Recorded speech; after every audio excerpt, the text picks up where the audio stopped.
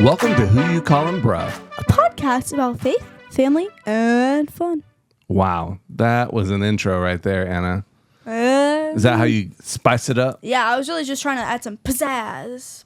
Well, I feel pizzazzed already, so like... I'm Anna. This is my father, Jay. That's right. I am Jay. Smiley face. We do a Exclamation point. podcast. It's the father-daughter podcast talking about faith, family, and fun. But what we did is we recorded an interview with the mother, my wife, Christi. My mother. I love her. Yeah, she's pretty great. And you can, if you already heard the first part, you can tell it didn't start off very smoothly. You know, hey, that's fine. Yeah, it was still great. Okay, so this is the intro to the second part of that episode. You'll be able to hear us talk about all sorts of fun things about mothering and daughtering. Yeah. Is that not a thing? Well, you just said us talk about those things, and then you said mothering and daughtering, and that really threw me off. Well, I ask questions and stuff. Yeah, you kind of just sit there. He's low-key like a viewer. Yeah. Thank you. I am. But yeah, enjoy. Yeah. Okay, so then kind of moving on a little bit, let's talk about how you guys would advise other people in your situation. So other moms out there, other teenage daughters, let's talk real practical. Let's talk about maybe like in conflict when you guys, we'll just use the word, argue, fight, whatever. When you have conflict, what are things that you guys do that you found to help with that? Whether help prevent it or maybe once things happen, how to deal with it?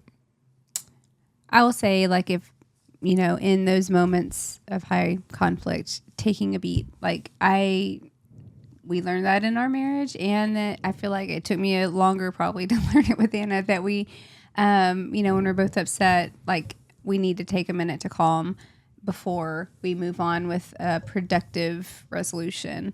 And so, like, we've had times where it's been like all out bad. That Target trip that time was woo. But like, I feel like that's what I've learned, which is hard because just let me speak to this really quickly. That in my phase of life, hormonally, with her phase of life hormonally, it's been an interesting battle. Is that the appropriate word? Yeah. Oh yeah, I think so. But yeah, I think taking a beat, and giving the other also the grace and benefit of the doubt, or like the assume good about them. What would you say, Anna? I would say that sometimes I gotta remember it's your first time living too, and that it is. Go ahead. Sorry. okay, and that you're not perfect, and that you're just looking out for me, and that maybe you just don't understand. But also, just walk away for a minute and come back and put your phone down, because what happens is we go to take a minute, and then she texts me and we start arguing over text, and I'm like, bro. So listen, I do have a very forgetful memory, so if I don't say something immediately, I do forget it. But anyways, She'll be like, let's go take a minute. We separate, and then it's ding ding, and I'm like, oh my gosh, yeah, sometimes I do that. Okay. Maybe just take a note. But I sometimes prefer the texting one, because then I can just put my phone down and ignore and not say anything that'll get me in trouble. Yeah. That's probably for a lot of people. Yeah. A lot of the things that we do that are hurtful to others are in the moment when we aren't controlling our tongue. Yeah. Right. Yeah. Okay, well, let's maybe switch gears a little bit. Anna, this might be a little bit more difficult since you did not prepare because I sent it to you.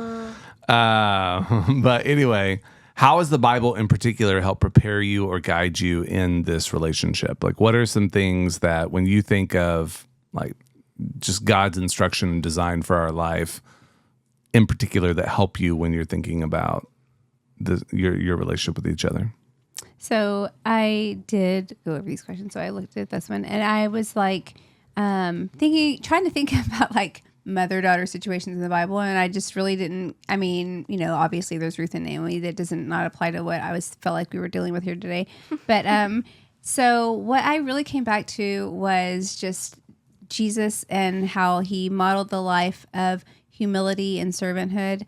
And so that's what I feel like I try to that's what I've embraced in in his life and trying to, serve her and love her in hard and good times is like that, I'm not always going to like naturally put others above myself. But when I think about the fact that Jesus told us to humble ourselves and that to put others above ourselves, then I can remember, that, but that also that, he experienced emotion in the Bible, obviously, like, shed tears and flip tables. And so that, it's emotions aren't bad, but keeping them in check is, but that I just think about how he modeled his life to serve. And that's kind of what Yeah. That's Nice. good. What about you, Anna? Well, just like when I get super upset, I just kind of pray or like go read my Bible, and it calms me down because you just read such positive and great things, and you're like, I need to change how I'm acting. And then it's also like, well, I don't really know. I don't really know what I'm trying to say. I really should have looked over these questions before. I'm sorry. No, But, that's like, okay. But it does change your perspective and get you in the right attitude about things. Right. Yeah. But then wait. I would also say that just like knowing that my mother loves me and that she is a follower of Jesus, it makes me feel better. Yeah. I think that's a really important thing in all relationships is to, and I think Christy said this earlier, assume the best thing about a person, right? And I do that all the time, and people they're like, why do you do that? And I'm like, because when I look at someone, I just see the best. On the road? right. Sorry, I'm too far away, but like on the road, anytime they yell at someone, I'm always like, but think about if this happened. Yeah, We that's don't yell true. at people a bunch on the road, but we live I in do. a high traffic area. It's not my best moments, but yeah, and so, but then also to have a renewing of your mind that leads you in a godly way. And so, if you're struggling being in a situation that might tempt you to be ungodly, then put godly things into your mind. Mm-hmm. Put the scriptures, spend time in prayer, listen to worship music, whatever it might be, to help you reorient yourself to oh man, I feel so much better right now, and so I can now engage in this situation. Mm-hmm. Yeah, that's good. Right. Okay. Now I've had to be the audience member of or receive the results of this. But this question is, which one of you feels like you have influenced the other person more when it comes to music choices? It is true. It's her. I mean, it's honestly one of the areas I succeed in. Like, I don't have to have my way. And like, I do. let's just be. I love music. It's my life. Well, and I love music too, but we don't always love the same music. But I will occasionally take control in the car, but usually I just cede it to her and let it. And I mean, just. Well, I'm really trying to get an apology from both of you about how much Taylor Swift we listen to. Oh, so listen, this is what happened. I mean, up, we started listening to her. It was annoying to me at first, and then I became like, oh wow, this isn't horrible. And well, like right now we're listening to Gracie Abrams in the car, but like also the things I play in the car. I'm not saying I listen to bad music, but it's just not also all that I listen to. Like in my free time, I don't think I ever listen to Taylor Swift. But it's just like when I'm in the car, that's just what we put on. Sure. And when I'm by myself, I just listen to all sorts of things, and it's just not always. you don't actually listen never. to the Beatles by yourself. Actually, that's not true. I'm pretty sure Blackbird is on my playlist. So Well, one song. silence. And we'll take it. That's good. Okay, so if you had to pick a character in a movie or TV show that you think most represents you and the other person, who would it be? So what character do you think represents yourself and the other person? Are you prepared for this? Because I did. You go first. I am prepared, but like this is the only one I looked at. But I need you to go because Okay. Well, it was super easy for me to know who I am. I mean, I'm a Friends fanatic. I am Monica Geller. Yeah, I love that's things true. clean. I am a controller. I like people to like me. So yeah, that is me. And then I really struggled with who I thought I could like fixate or attribute Anna to. So it was like I came up with a combination. I feel like she is like Anne of Green Gables and who was the other one? Rory Gilmore. That's what I was like, No she's way. like That's the a biggest good compliment combination ever. because Anne, I don't know if y'all are familiar with the Anne books, but I love them. Anyway, she is decent, like fiercely independent, and studious and like pretty spicy. I would say sassy. Can't use spicy. Oh, Just I'm say so sorry, sassy. sassy. Spicy means other horrible It's things. not true. Wait, no, not applause. Dad. My bad, guys. Okay, sassy. I'm so sorry. But then Rory Gilmore is, obviously like, In her Chilton era, because yes, Anna loves Her to Yale read, era. and she is like very loyal to her friends. And then I also thought I'd throw in Jack from Incredibles because sometimes you just burst into flames. That's a good one. this is horrible.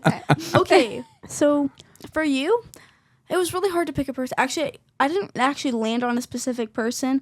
It was just kind of like any Disney Channel mom, because they're always just like, I don't know, a stereotypical mom, and in some ways you are. And then also, they always are making jokes that nobody laughs at, and they're just like, I laugh But, at my jokes. like, the person I picked out specifically was, Proud it was like, what's her face from Liv and Maddie, the mom in Liv and Maddie, Oh. because, well, nobody laughs at her jokes, and she just is she has a sweet heart, and she cares about her kids. Thanks. That is the truth. And for me, okay, first, I asked Brecken what he thought, okay, and tell me why he said Susie the sheep from Peppa Pig. Listen, you love some Peppa Pig, And he so was like, you love school and you're nice. I Wow. was like, that's the most disrespectful thing I've ever heard in my life. calling her a pig. I'm not certain that's wise, but She's a sheep. Sheep. oh, sheep. That's what I said. All right. Okay, And then, but for me, I would have said Belle. Oh, I actually thought about Belle too. She's my favorite Disney princess, and I love to read. But like she's introverted. She doesn't like people. You love people. That's why I didn't land on her. Well, okay, it's not that she doesn't like people. She just, the people in her town don't like her. She taught that little girl to read. She made friends. And she loved her dad. I don't know. But Well, I like, did think about that, her she dad saw the relationship. best in the beast, which I like to say sometimes I do try to see the best in people. And she likes to read, and yeah. That's cool. That's a good one. I like it. Okay. Wait, What? it's my turn. Dad, Yeah. Oh yeah. what would you say? What's a character you think describes me and Mom? I really actually like your selections. I mean, Mom is so Monica Geller, it's not even funny. Like, it's clearly the winner there. And then for you, I really do like both, like especially the Roy Gilmore and Belle. Like Belle, we'll go with Belle. Like that's a She's really Anne good too, one. Y'all are just saying, but go ahead. Do what? You just don't know Anne very well. You're acting I mean, I you don't like, know well, she's Anne not like a I real do. person, so Neither is Belle. I met Okay, Belle in Anne. Disney World, so she's Canadian and whatever, right? yeah. Yes. Yeah. Okay, so Anna, what is something that your mom does or has done that you would definitely do for your own children? You're like, this is a really cool thing. I want to do this. I have a few. I've thought about this before, about what rules of y'all's I will be keeping and not. Honestly, okay, well, this is kind of like a conjoint rule and probably mostly Dad, but the like not being able to date for a long time. Like Lily told me the other day, she was like, I think it's really cool that like you waited and now the first relationship you've been in is like a good one and you didn't just like find Settle. random people. Yeah, settle. Yeah. But then also the fact that you like to be like, you do things for us, right? Like you'll just, like I would definitely help my kids do things, and I'll go to the school and drop them off stuff when they need it, pick them up early to go see their boyfriend's soccer game, you know? Just like, I might not be a responsible parent. those are some great things.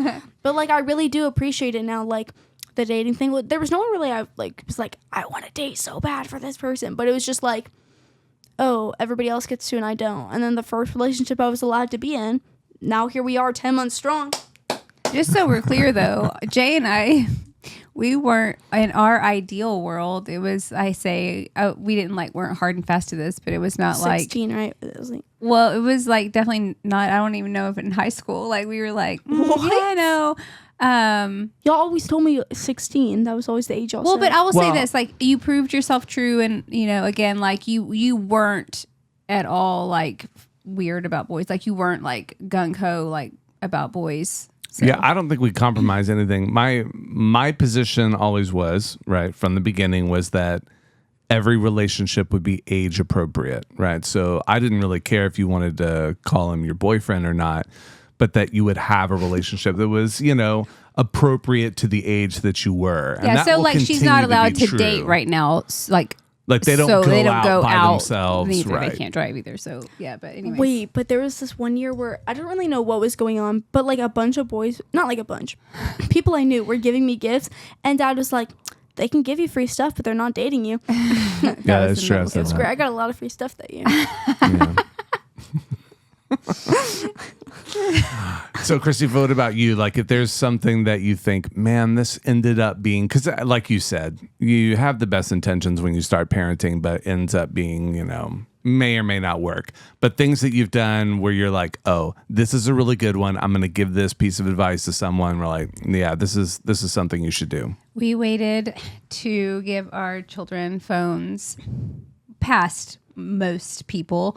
And then also social media and she's not fully on all of the social media, which What do I not have? What do I not have? Snapchat, you won't ever have it. I don't really want that. It's low-key boring. Anyway,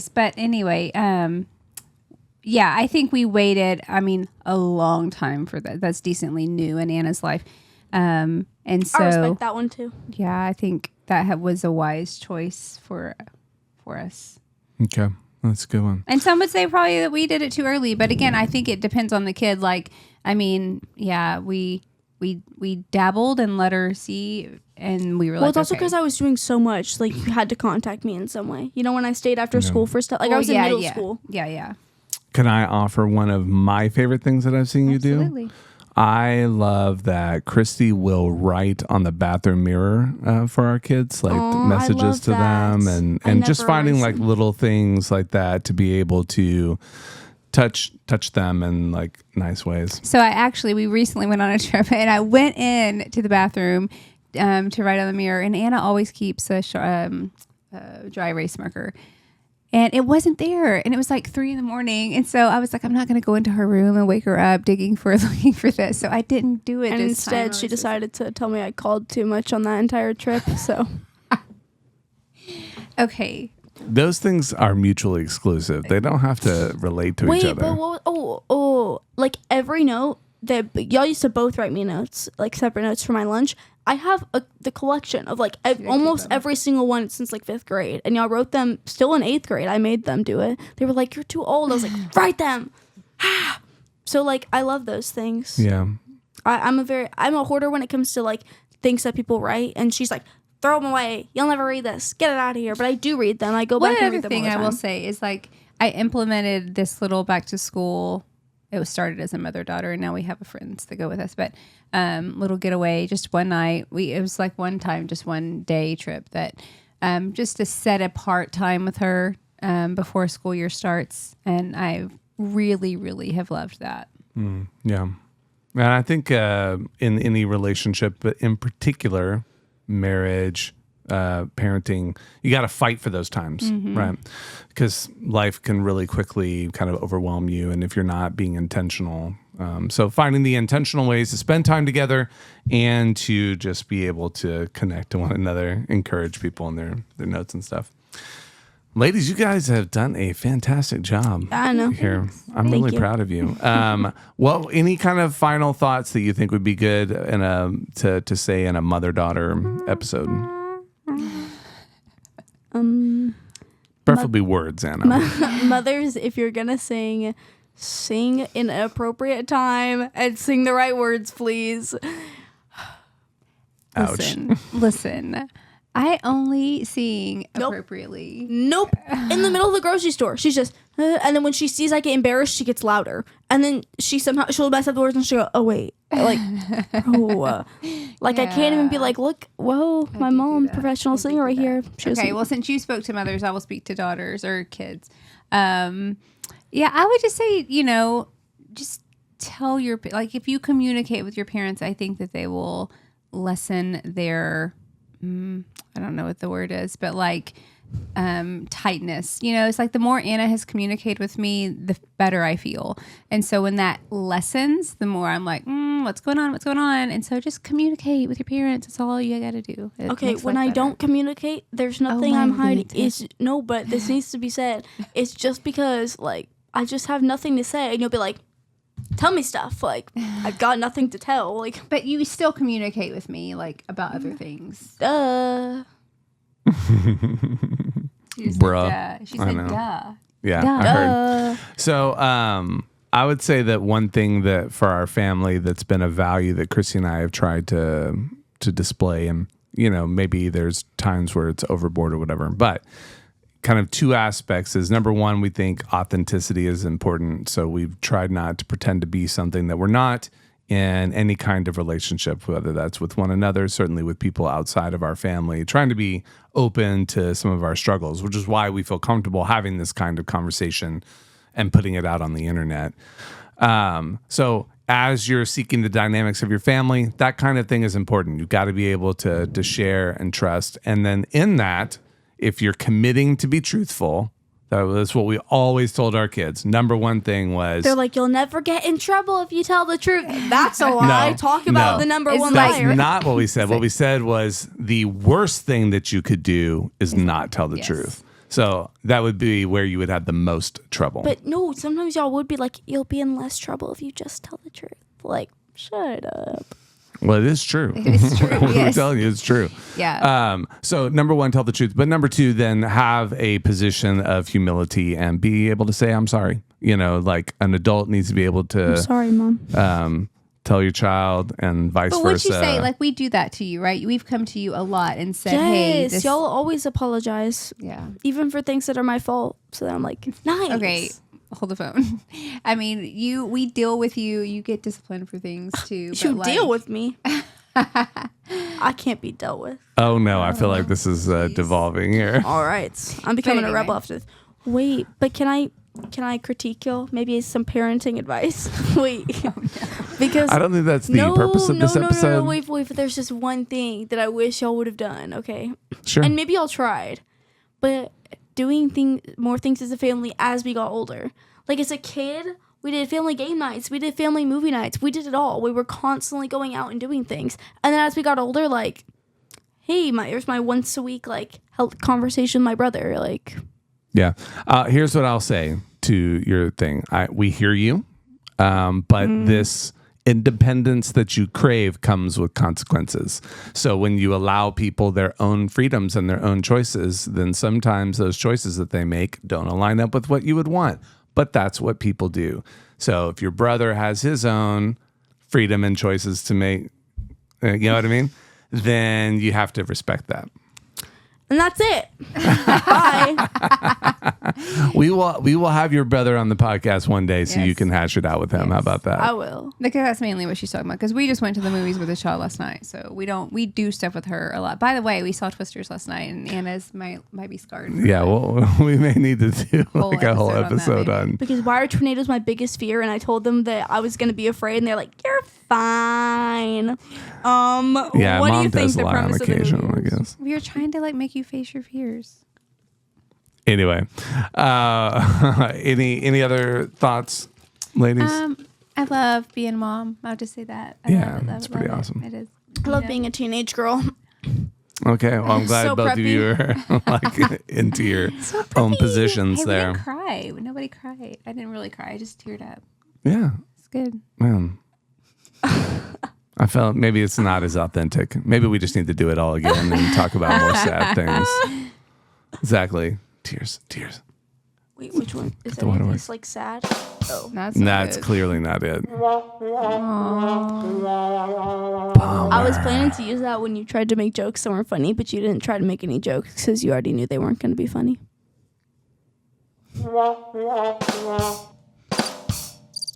Oh my Lanta. Y'all might not need these buttons. Well, that Anna deserves that one. Really This is my pretty favorite board, button. Like, Mom, say All right. something preppy. Well, hey, Magical. Mom, you don't have to say anything, Breppy. We thank you for being on the podcast. Thanks for having me, guys. I feel so special that I was your first guest, So, especially yeah. since you haven't talked about me at all until now. We'll have to do it again sometime where we talk about something else that's not Okay. parenting Serious. related. Yeah, Like, exactly. get me out of We'll have here. fun. Some people. All right. Thanks. Yeah. Bye. Okay, bye. Thank you for listening. Who You Callin' Bruh is a Jam Pastor Jay production. All writing, content, and production is done by Jay and Anna Beerley.